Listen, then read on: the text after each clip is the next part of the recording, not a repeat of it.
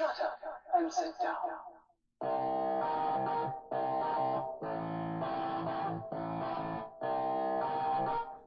Good evening, everyone. Welcome back once again to Vicious Rants. And of course, I'm your host, Mr. Main Event himself, the often imitated, never duplicated Suicide Tim Vicious. And gonna go over Monday Night Raw this week. It was over in Düsseldorf, Germany. And before anyone asks, I did check with the main event network, and this is about as far as I can go with German jokes, is having this funny little accent. Because if I make any other kind of jokes, then we have to deal with HR, and we don't want to deal with that. So, before I run the risk of saying or doing something that will definitely get me in trouble, I'm going to stop the jokes right there on it. Raw was in Düsseldorf, Germany, which, honestly, I did not know that city existed until tonight. Just because of the name alone, that sounds like a town that would be made up in a cartoon. But either way, before we go into the show, we got to remind everyone how we pay these funny little gimmicks called bills. So, remind everyone we are WWE Shop affiliates. So, what that means is if you click the link in the description tab, or if you're watching the video, you scan the QR code that's right there on the screen, it will take you to WWE Shop. You go there, you make a purchase for whatever item your heart desires. Folks, I kid you not, you could buy the most expensive thing on there, or you could go and buy the cheapest thing on there. It's your call, whatever works for you. But we here at the Vicious Studios receive a small nominal commission for every purchase that you make, which in turn helps us work to improve the show for you guys in the long run. Now, we are also affiliates with the Pitbull Skull Shaver M. Folks, it is without a doubt the greatest grooming tool I have to help keep myself looking bald and beautiful. With its sleek ergonomic design, it slides right into your hand. Push of a button, it goes on 60 to 90 seconds. I want you to think about that. When have you ever shaved and been done within 60 to 90 seconds? Exactly. You get done that quick with the Pitbull Skull Shaver. Folks, you would be done quicker than I'm done going over this ad read right here for them. Now, it's got a built-in rechargeable lithium-ion battery. It is waterproof, so you can use it in the shower if that's your thing. And not only that, here's the kicker. Replacement blades. The replacement blades only need to be changed out about every 6 months. Think about that now. Every 6 months. Compared to shelling out constant dollar after dollar after dollar after dollar after dollar for a new set of razors that you're getting at the drugstore. Or even if you go, instead of thinking, well, instead of that, I'm going to just go and buy this big bulky bag of the disposables.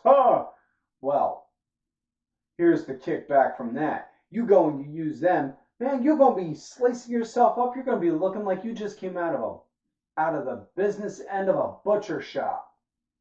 Like, you're going to make it look like, you're going to be looking like you just had a death match. Not to worry, though, because with the Pitbull Skull Shaver, you won't. And might I add, on the Pitbull Skull Shaver website, it has a plethora of accessories that you can use as well.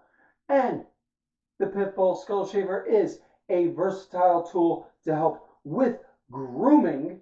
Let's say you have some unsightly arm hair. It gets rid of it, no problem. Let's say you want to get rid of some unnecessarily nasty looking underarm hair. Boom, gone. You want to get rid of that nasty looking chest hair you got. It's gone. And might I add, the Pitbull Skull Shaver is also good down below, if you get what I mean. Wink, wink. It's great down there. The Pitbull Skull Shaver. Click the link in the tab. It is, like I said, the greatest tool in my grooming arsenal. And folks, I wouldn't put my name behind it if I didn't fully stand behind it. I wouldn't go and try and sell you some snake oil BS. That ain't my thing. Go and check them out. Pitbull Skull Shaver. You guys are gonna love them.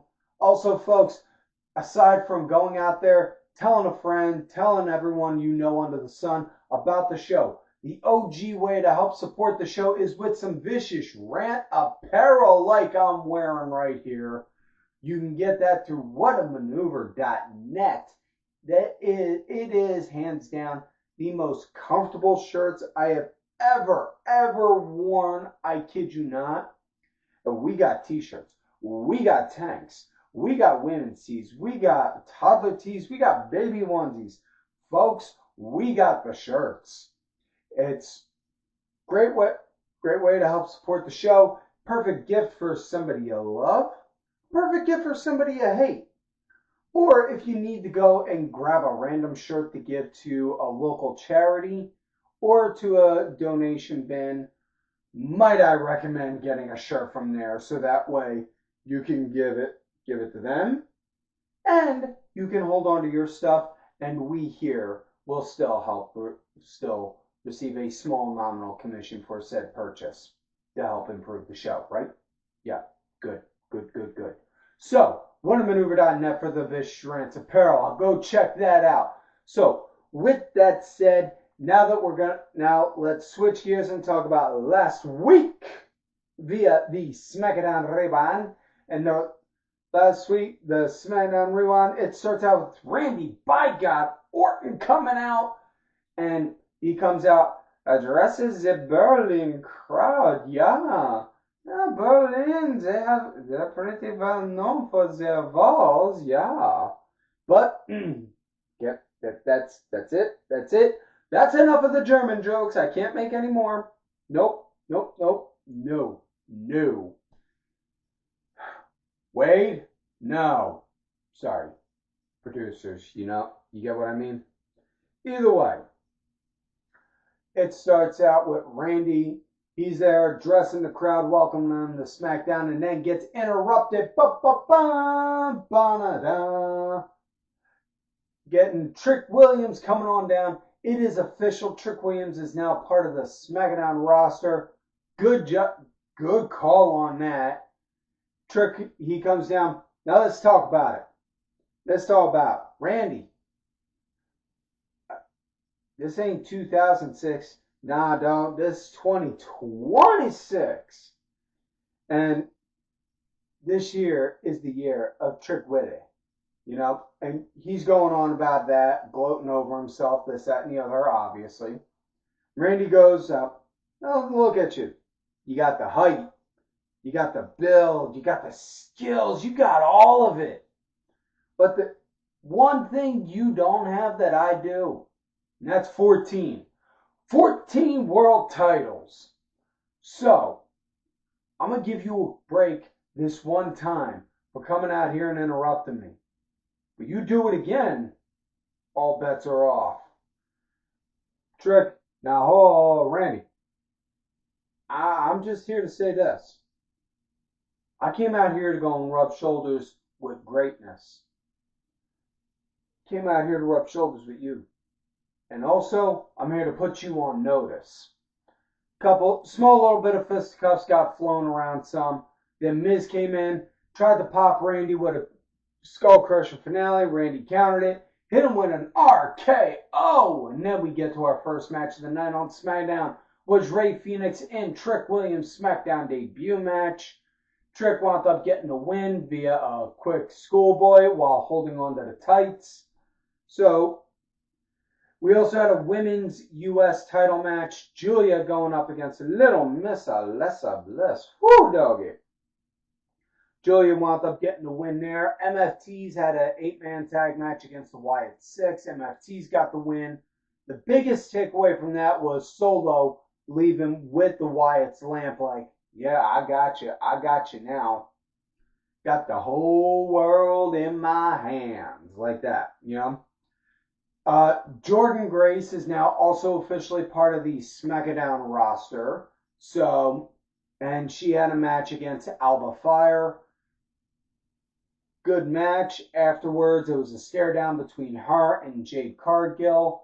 And in a way, it's a good thing and a bad thing, because as great as it is to see Jade and Jordan getting to go and lock up, it came, unfortunately, it feels like it came at the expense of Michin and BFAB being put out on the injured list for something. I don't know if it's a bum shoulder or knee or back or what, but yeah, they got taken off of active duty. So that sucks. Carmelo Hayes did another U.S. Open challenge, and his mystery opponent was Shinsuke Nakamura. Hell of a damn good match right there. Mays wound up getting the win. Not a surprise there. Then we had Cody by God Rhodes defending his WWE Championship, baby, against the Scottish psychopath, the Scottish Warrior, the mean old nasty Scotsman. Oh, doggy. Drew McIntyre. And tell you right now, Drew wound up walking out with the title. I'll explain how. Drew got the win in the first fall in the traditional match. It was, he yanked the turnbuckle pad off, ref got distracted. He did a low blow, then a claymore to the face. Cody got the second fall with got the second fall with a crossroads onto the announce table. Then the third wound up being the cage match, as Drew was about to walk out of the cage. Masked Man appeared in front of it, revealed it was the return of Jacob Fatu. He proceeded to start beating living hell out of Drew, and then turned around, started mauling Cody, something wicked. And as he's mauling Cody, Drew just crawls out, so he wins. I'm all for it. I thought that was clever. I thought that was a damn good ending. And not only that, that puts Drew in the record books as being the second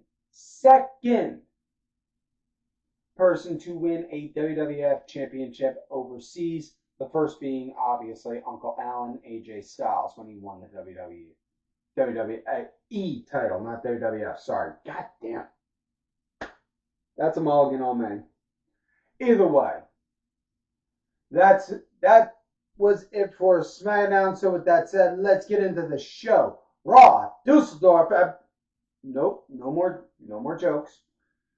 And it starts out with Io and Mommy Rhea Ripley coming on down. Whoo, doggy. Needed heart pills. Yeah. They came out talking about on how they're now the new women's tag champs, this, that, and the other. And then out came Liv and Roxxane talking about, and Liv was saying, hey, congrats on the win. You know, you guys did great, but here's the thing. I'm back now, and I want my title that I never lost. So, you guys have two options. You can give them to us, or we could take them. Excuse me. Which case, then, Io and Rhea were just looking like, y'all joking, right? And then out came Lyra and Bayley. Whoa, ding dong, hello. Listen up, idiots. You two want to keep on acting like you deserve a shot. We do. And then Io just kind of looks at Rhea like, you want this? Or Io just said, I got this. And she starts like ripping into them both in Japanese, which case, mental note, Wade, make a note. I really need to learn the language. Thank you. And then Lyra and Bayley start slugging it against Liv and Roxxane. As they're doing that, next thing you know, Asuka and Kairi, whew, they came out of nowhere, slid them out, and it was a massive. All the girls were fighting each other. It gets announced they're going to do a triple threat women's tag match. We'll get to that in a minute, but first things first, let's get into the first match of the night. The young OG, Javon Evans, your boy Hughes Bouncy, everyone over at the Main Event Network and on the NXT Night Shift, which, on a side note, if you have not watched the NXT Night Shift, go make sure you guys check them out. They are always on immediately following NXT on Tuesday nights. Javon Evans wound up getting officially signed to Monday Night Raw last week. This is his premier debut match on Raw. And man, I got to tell you, I can't imagine the excitement being a 20-something-year-old kid getting to work Monday Night Raw and having your debut match on Raw in front of I think they said it was 11 or 18,000 screaming people, all wanting to just whoa, nuts. Man, I can't imagine that. But Javon Evans had a match against Bravo Americano, and nice pace, and it was a good showing for Javon and I say this all the time, and I mean this in the nicest ways, and it's not an insult. I get some people don't watch NXT. It's developmental. Not everyone likes to watch developmental. That's okay. That really is okay. For those that don't, these are the kind of matches that is tailored for. It's tailored for the people who don't know who this person is, who doesn't watch developmental, and now they get to see him and see where he shines. And Javon got a chance to really shine. It was nice, good back and forth. Really good back and forth for leading the pace. It was good. It was a good match, and I thoroughly, damn well enjoyed it. It came to an end when Evans wound up hitting the Spanish Fly, and then wound up hitting that OG cutter of his for the 1-2-3. That was it. After that, they went to go do a 3-on-1 on him, but Javon wound up getting out of there real quick. So, yeah. Next up, now we get the women's triple threat. Asuka and Kairi going against Lyra and Bayley, going against Liv and Roxxane. Good, fast pace, action right at the start. It turned into a car crash, demolition derby kind of mayhem, leading with everyone going down going into the commercial break. I'm sorry. And it was decent post break. If I had to gripe about something, and just me personally, I'm not a big fan of the Tower of Doom spot. I've never been. It feels like it takes forever to set it up, and it's just like, oh.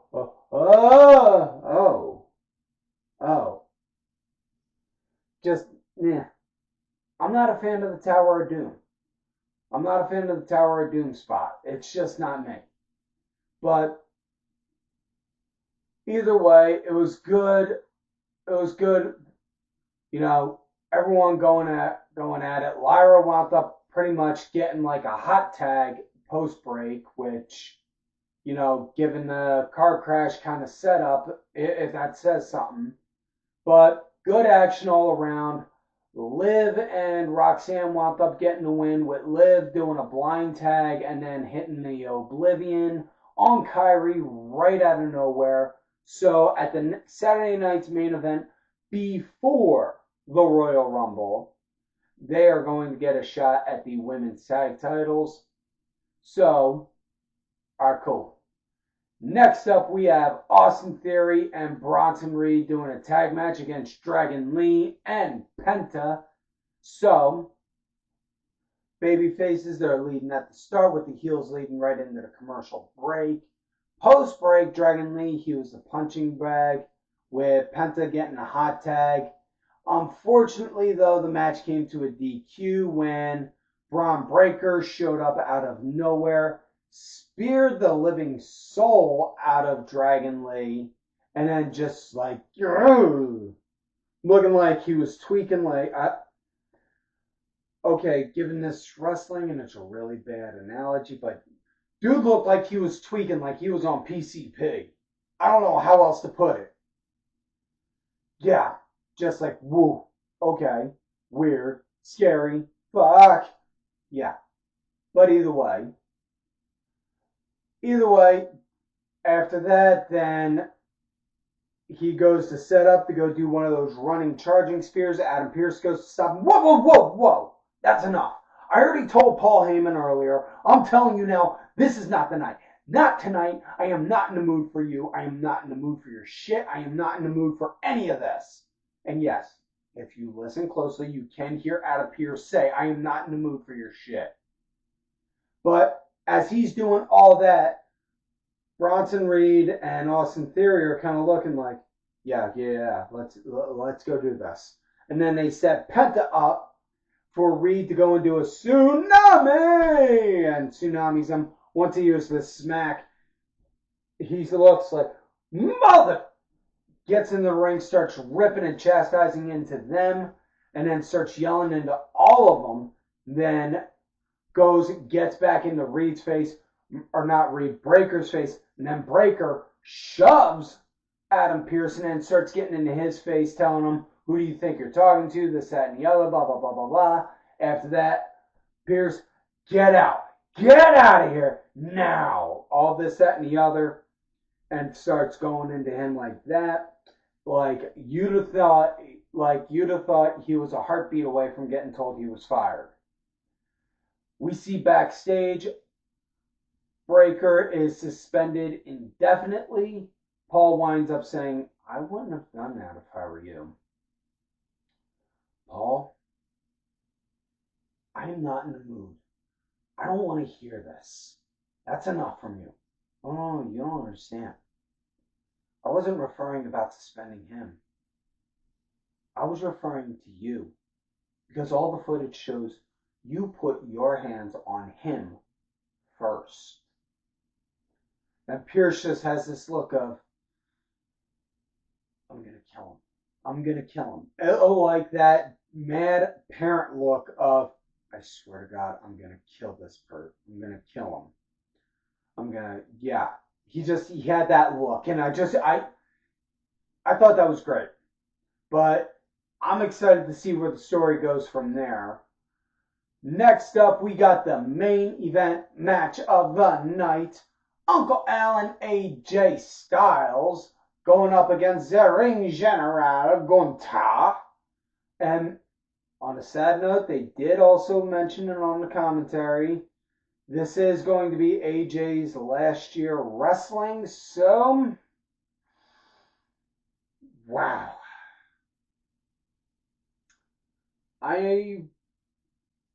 If you would have told me 7 years ago, I would have seen The Undertaker, John Cena, and AJ Styles all retire within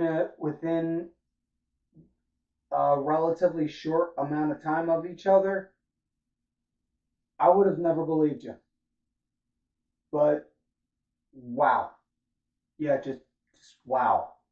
Now it's going to be sad because I'm aging myself here, but I remember seeing AJ in WCW.